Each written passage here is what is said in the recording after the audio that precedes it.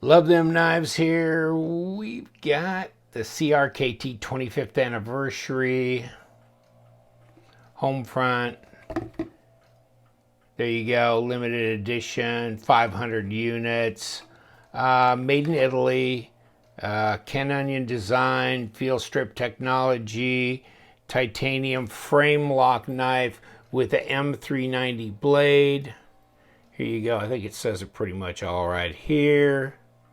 If we can focus, there we go, M390. There's your US patent, all this kind of stuff, and I guess your model number.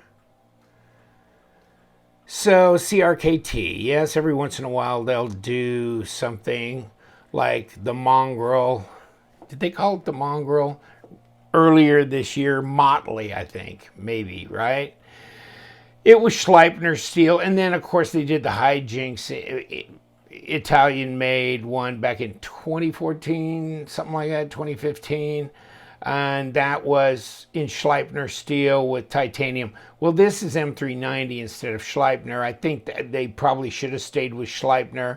I would have said M390 too. I would have believed in doing this in M390, except, nah. If you can't get it into the 61 plus Rockwell area, I don't think you ought to do it. And I'll send this in for testing. Anybody with some money want to say it's going to be 61 plus? Anybody? No.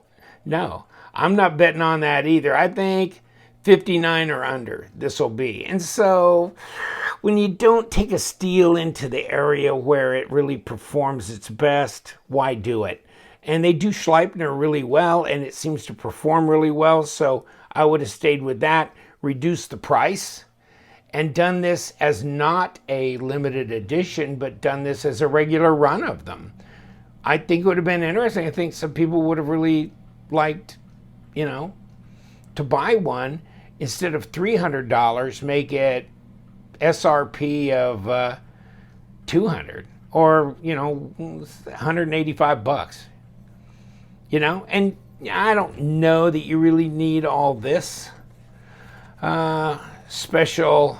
I mean, this is a lot of packaging cost here. And here's your card that comes with it. CRKT, they make so many knives are Chinese made. I don't know why they didn't go ahead and do this out of China too, but they didn't. So they keep going to Italy to do anything they're like higher end, and they don't do a higher end rendition of anything very often. So there you go. There's the box though. Kind of looks like leather. Outer slip cover goes over it, and that's what that looks like. Okay, open on both ends, slips over the top, and then you've got the actual knife itself, and 3.5-inch blade, 8 1/4 overall, under 21 centimeters overall, 90 millimeter blade length. Okay, so you throw out the little teeny mini Doman, and yes, it's smaller. And if you pull out, let's see, my Tuyaknife bruiser, about the same size. Maybe the Tuyaknife bruiser is a little bit bigger. Benchmade, Freak, pretty close. So yeah, this is a standard size EDC looking knife. Like I said, 3.5 inches, right at 90 millimeter, and 8 1/4 plus or minus just a skosh, and then about 21 centimeters. And I think the blade stock is 3 point something. Yeah, 3.38, 0.132 overall. Fatness on here is let's get it even out, 0.48 with a 12.2 millimeter.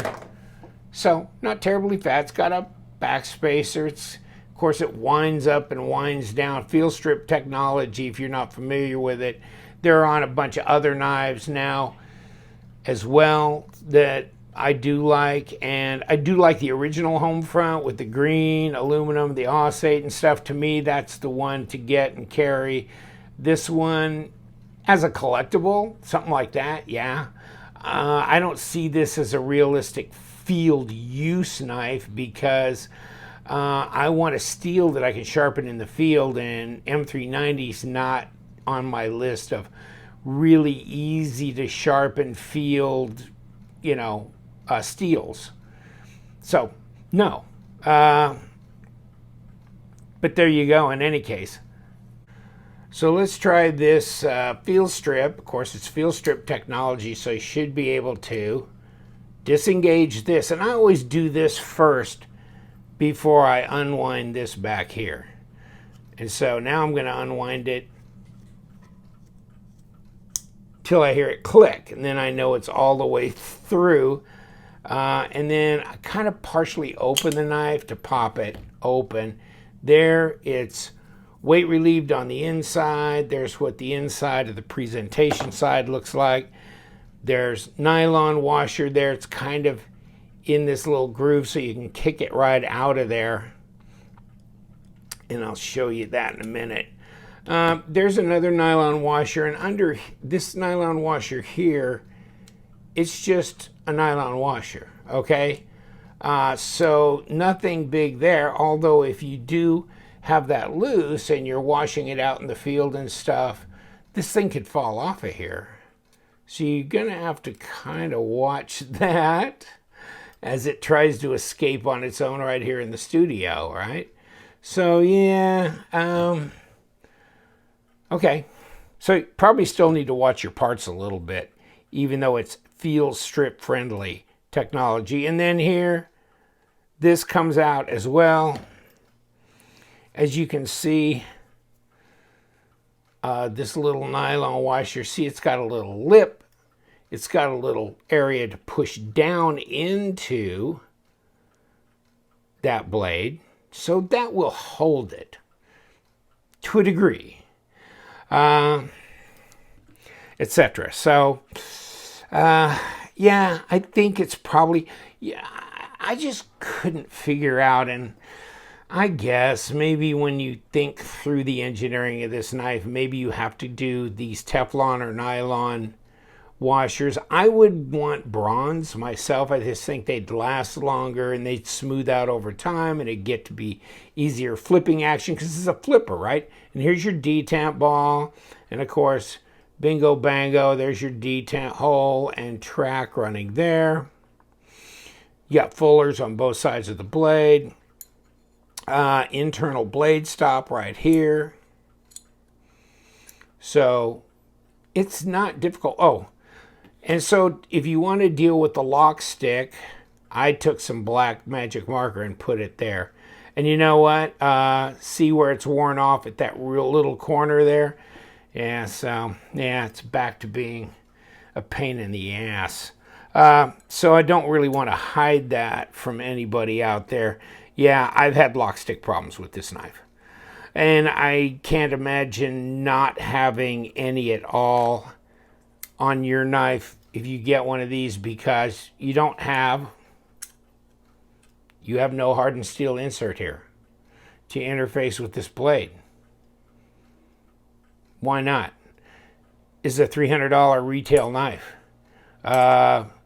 I've seen $45 titanium knives with hardened steel inserts. I don't get it. So that's one of my major knocks on this. It'd be easier. No, this shouldn't have bearings in it because a field strip knife is supposed to be true to that format. But here's the thing also. Then you need a blade steel that you can sharpen in the field. Just my opinion, but why put an M390 steel on here? Second of all, I'll Rockwell it. I'll get back to you with that. But if this thing is like a 58 point something, or it's under 60, then there's no point in even using this steel anyhow, because you're not even getting into the prime zone of effective edge retention if you're going to keep it soft. So you might as well just use a Sleipner steel, which they do really well in Italy, and go on down the road with that. Just strange, just me though, but yes. And then a reduced price, you don't have to do a limited edition. To hell with it. I mean, I don't know. I just don't see this being a big, I don't know, a big collectible in the future going forward, but I could be wrong.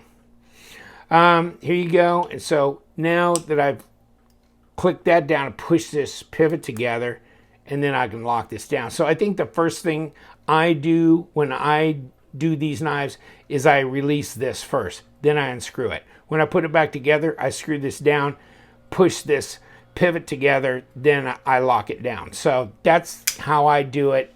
It seems to work well. I've tried it the other way. It's a real bear cat. So here you go. Here's your lockup. 30%.